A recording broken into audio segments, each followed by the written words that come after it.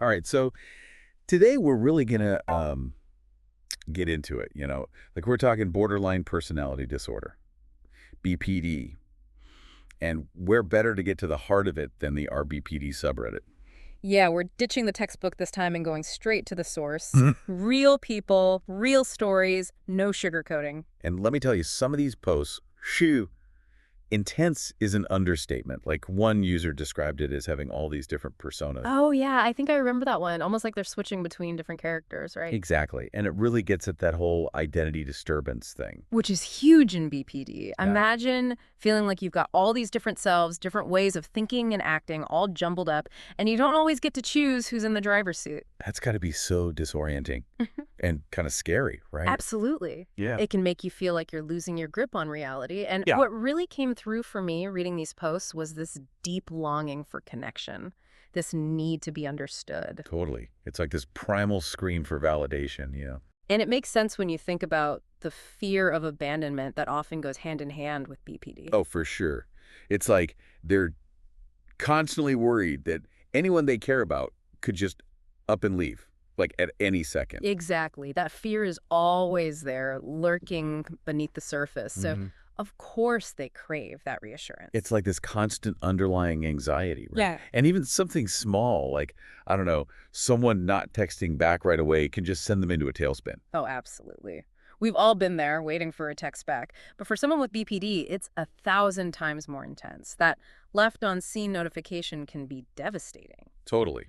It triggers that fear of rejection like nothing else. And it's not just about being dramatic like some people might think. It's about experiencing those emotions on a whole other level. Yeah, it's like their emotions are turned up to 11 all the time. There was this one post that really stuck with me where the user described it as living in hell, just constant agonizing turmoil. Yeah, and that's the reality for a lot of people with BPD, unfortunately. They're trapped in this cycle of intense emotions, and it's exhausting for them and for the people around them. And you see that reflected in the subreddit too, right? You've got partners of people with BPD sharing their own experiences, trying to make sense of it all. Yeah, because BPD doesn't exist in a vacuum. It affects relationships in a major way. It's like navigating a minefield sometimes, right? Yeah. Trying to be supportive, but also setting boundaries. It's a delicate dance, and it takes a lot of work, a lot of communication, and often professional help to make it work. No kidding. Yeah. But I think it's so important to remember that beneath all those intense emotions, those behaviors that might seem irrational from the outside, there's often a whole lot of pain. Oh, absolutely. And so often that pain is rooted in trauma. Right. And it was striking to me how many of the posts mentioned childhood trauma specifically. Like it was a recurring theme. Yeah, and while not everyone with BPD has experienced trauma, it is a significant factor for many. And trauma is not one size fits all either.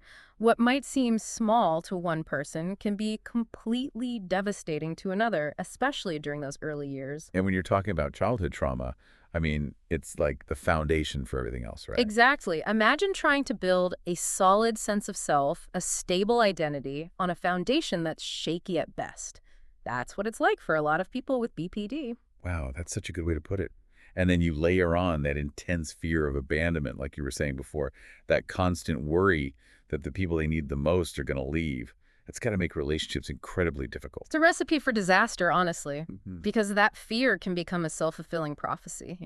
How so? Well, they might start doing things that push people away, even if they don't mean to, like splitting. Splitting. Yeah, it's where they see people as either all good or all bad. No in between. Ah, okay, I've heard of that. Black and white thinking, right? Exactly. It's like their emotions are stuck on a dimmer switch with only two settings, on or off. Intense. So, I mean, no wonder they're turning to online spaces like Reddit for support. Oh, for sure. It can be a lifeline, a place to connect with people who get it, who aren't going to judge. And you see that in the language they use Yeah. too, right? It's raw, it's honest. Yeah, like when they talk about it being a living hell or just feeling completely drained, utterly hopeless, those words hit hard. They do. And I think it's so important that we listen to those voices, Yeah, validate what they're going through. absolutely. Just having their experiences acknowledged can be incredibly healing in itself. Speaking of healing, did you come across any posts about treatment options? Yeah, definitely. DBT came up a lot. DBT. Dialectical behavior therapy. It's a type of therapy that's been shown to be really effective for BPD. So it's like a specific kind of therapy tailored for BPD. Exactly. It helps them learn how to manage those intense emotions, how to cope with distress in healthier ways. Well, that's interesting. So it's like giving them tools Hmm. rather than just, talking about their feelings. Right. It teaches them things like mindfulness, how to tolerate distress, how to regulate their emotions. That's huge. And it sounds like these online communities like RBPD can be a really valuable part of their support system, too. Oh, totally. It's like a built-in support group, right? They can share advice, offer encouragement. I even saw a post where someone was talking about how the subreddit helped them discover art therapy. Wow, that's amazing. Finding creative outlets to, I don't know, just process everything. There was one post I wanted to ask you about. It was about the pandemic.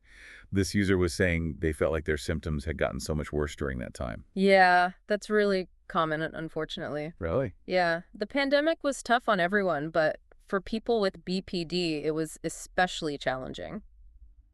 Why is that? Well, they're already dealing with this intense fear of abandonment, right? And then you throw in all that isolation, the disruption of routines, the lack of social interaction. It was like a perfect storm for making their symptoms worse. Makes sense. It really underscores how important social connection is, even if it's just online, for maintaining mental well-being. Absolutely. Especially for people who might be more vulnerable to isolation and loneliness. Yeah, it's like the pandemic threw everyone for a loop, but especially if you're already struggling. It's like, forget about it. Totally. And it was really interesting to see, actually, like a lot of the posts talked about different ways they were trying to cope. Oh, yeah. Like what? Well, a lot of them mentioned journaling, just to kind of get those feelings out. Yeah, makes sense. Just like a way to process everything without judgment. And then others were talking about mindfulness and like meditation and breathing exercises, that kind of thing. Oh, yeah, those are always good. Yeah, and even just simple stuff like spending time in nature or listening to music. Oh, yeah, those little things can make a big difference. For sure, for sure. And it was actually really inspiring to see like how proactive they were being, Hmm. trying to find what works for them. Yeah, that's awesome.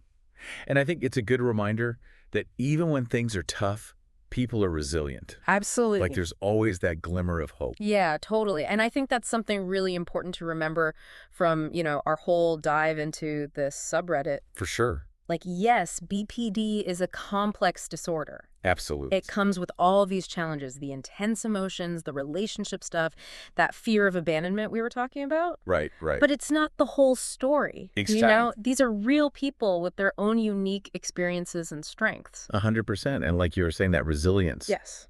It's so important to remember that. And I think this subreddit really highlights that. It's Okay. a place where people can be themselves, find support, and challenge the stigma around BPD. Totally.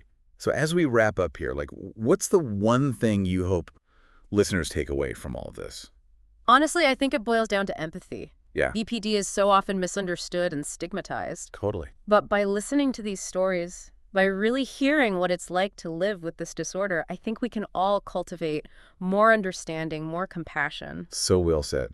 And remember, knowledge is power, right? Yeah.